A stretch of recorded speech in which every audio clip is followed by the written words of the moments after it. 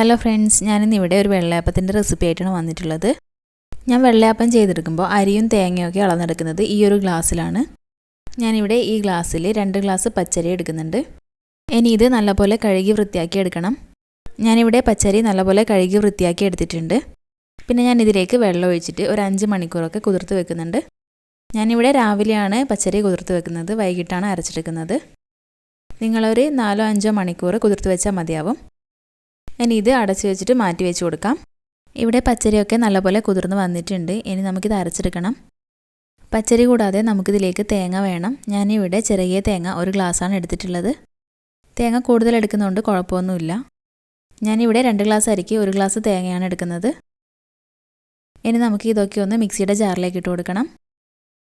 പച്ചരി ഞാനിവിടെ മുഴുവനായിട്ട് ഇട്ട് കൊടുത്തിട്ടുണ്ട്. ഞാൻ ചെറിയൊരു ക്വാണ്ടിറ്റിയിൽ ചെയ്യുന്നത് കൊണ്ട് തന്നെ ഞാൻ ഒരുമിച്ച് തന്നെയാണ് എല്ലാം അരച്ചെടുക്കുന്നത്. നിങ്ങൾ കൂടുതൽ ചെയ്തെടുക്കുന്നുണ്ടെങ്കിൽ കുറച്ചായിട്ട് അരച്ചെടുത്താൽ മതിയാവും. പിന്നെ ഞാൻ തേങ്ങ ചേർത്ത് കൊടുത്തിട്ടുണ്ട്. തേങ്ങ കൂടാതെ 1/2 ഗ്ലാസ് ചോറ് ചേർത്ത് കൊടുക്കുന്നുണ്ട്. ചോറ് ചേർത്ത് കൊടുക്കുന്നത് ഒരു സോഫ്റ്റ്നെസ്സിന് വേണ്ടിയിട്ടാണ്. പിന്നെ ഞാൻ ഇതിലേക്ക് 1/2 ടീസ്പൂൺ ഈസ്റ്റ് ചേർത്ത് കൊടുത്തിട്ടുണ്ട്. പിന്നെ ഞാൻ ഇതിലേക്ക് 2.5 ടീസ്പൂൺ പഞ്ചസാര ചേർത്ത് കൊടുക്കുന്നുണ്ട്. പഞ്ചസാരയൊക്കെ നിങ്ങളുടെ ഇഷ്ടത്തിന് ചേർത്ത് കൊടുക്കാം. തീരെ ചേർക്കാതിരിക്കരുത്, കുറച്ചെങ്കിലും ചേർത്ത് കൊടുക്കണം. പിന്നെ ഞാൻ ഇതിലേക്ക് വെള്ളം ചേർത്ത് കൊടുത്തിട്ടുണ്ട്. പിന്നെ കുറച്ച് തേങ്ങ വെള്ളം ഉള്ളതുകൊണ്ട് ഞാൻ അതും ചേർത്ത് കൊടുത്തിട്ടുണ്ട്. തേങ്ങ വെള്ളം ചേർത്ത് കൊടുക്കണമെന്ന് നിർബന്ധമൊന്നുമില്ല, ഉണ്ടെങ്കിൽ ചേർത്ത് കൊടുക്കുന്നത് നന്നായിരിക്കും. ഞാനിവിടെ വെള്ളം ചേർത്ത് കൊടുത്തിട്ടുള്ളത് അരിയുടെ അതേ ലെവലിലാണ്. ഇനി നമുക്കിത് നല്ലപോലെ ഫൈനായിട്ടൊന്ന് അരച്ചെടുക്കണം. ഞാനിവിടെ ഇത് നല്ലപോലെ ഫൈനായിട്ട് അരച്ചെടുത്തിട്ടുണ്ട്. ഇനി നമുക്കിതൊരു പാത്രത്തിലേക്ക് മാറ്റി കൊടുക്കാം. നിങ്ങളിതൊരു പാത്രത്തിലേക്ക് മാറ്റി കൊടുക്കുമ്പോൾ കുറച്ച് വലിയ പാത്രത്തിൽ തന്നെ മാറ്റി കൊടുക്കാൻ ശ്രദ്ധിക്കണം. ഇത് നല്ല രീതിക്ക് പൊങ്ങി വരും, അത് പുറത്തേക്ക് പോവാതിരിക്കാൻ വേണ്ടിയിട്ടാണ്. ഇനി നമുക്കിത് അടച്ച് വെച്ച് കൊടുക്കാം. ഞാനിവിടെ വൈകിട്ട് അരച്ച് വെച്ചിട്ട് രാവിലെയാണ് വെള്ളാപ്പം ഉണ്ടാക്കിയെടുക്കുന്നത്. നിങ്ങളൊരു 8 മണിക്കൂറെങ്കിലും വെക്കാൻ വേണ്ടി ശ്രദ്ധിക്കണം. ഇനി നമുക്കിത് അടച്ചിട്ട് മാറ്റി വെച്ച് കൊടുക്കാം. നമുക്കിനി വെള്ളാപ്പം ചുട്ടെടുക്കാം. ഇവിടെ മാവൊക്കെ നല്ല രീതിക്ക് പൊങ്ങി വന്നിട്ടുണ്ട്.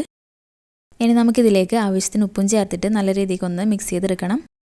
ഞാനിവിടെ ഉപ്പ് ചേർത്ത് കൊടുത്തിട്ടുണ്ട്, അതിൻ്റെ വീഡിയോ മിസ്സായി പോയതാണ്. എന്നിട്ട് നല്ലപോലെ ഒന്ന് മിക്സ് ചെയ്തെടുക്കുന്നുണ്ട്. ഇനി നമുക്ക് വെള്ളാപ്പം ചുട്ടെടുക്കാം. ഇതിനു വേണ്ടി ഞാൻ വെള്ളയപ്പ ചട്ടി അടുപ്പിലേക്ക് വെച്ച് കൊടുത്തിട്ടുണ്ട്. ഇതൊന്ന് ചൂടായി വരുമ്പോൾ നമുക്കിതിലേക്ക് മാവ് ഒഴിച്ചു കൊടുക്കാം. ഞാനിവിടെ 1 സ്പൂണും കുറച്ച് ഒഴിച്ചു കൊടുക്കുന്നുണ്ട്. ഈ സമയത്തൊക്കെ സ്റ്റൗ ലോ ടു മീഡിയം ഫ്ലെയിമിലാണുള്ളത്. ഇനി ഇതൊന്ന് ചുറ്റിച്ചെടുക്കുന്നുണ്ട്. പിന്നെ ഇതൊന്ന് ചുറ്റിച്ചെടുത്തതിന് ശേഷം ഞാൻ സ്റ്റൗ ഹൈ ഫ്ലെയിമിലാണ് വെക്കുന്നത്.